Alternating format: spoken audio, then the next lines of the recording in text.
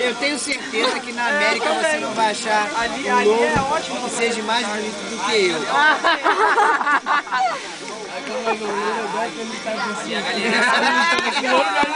O louro José, tu vai achar o José. Ridículo. Fala aí, Vitor, fala aí. Lissa, quero que o Lucas, esse é primo? Esse é primo? Não, meu amigo. Lucas, não, Lissa, quero que você saiba que você foi uma das coisas mais importantes que aconteceu nesse colégio.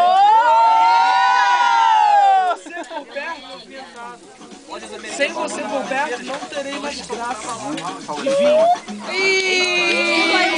Graça divina? Sem você por perto, não terei mais graça divina. Esse é o caminho da Lissa. O único problema... Sempre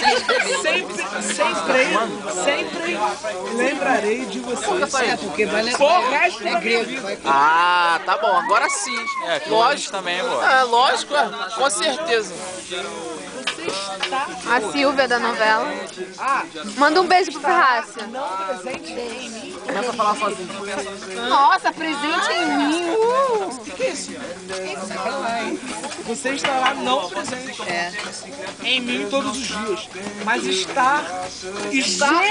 Ele separou, olha a separação.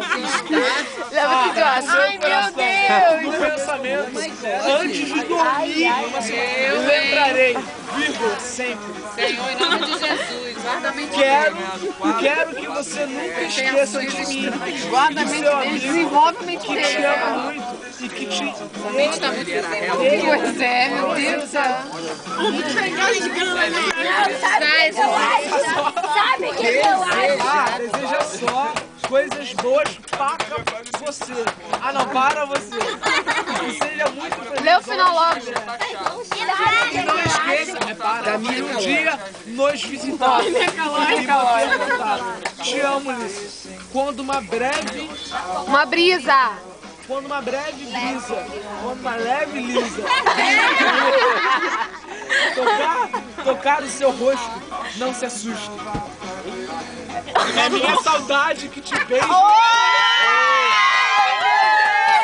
Caraca, isso é o som de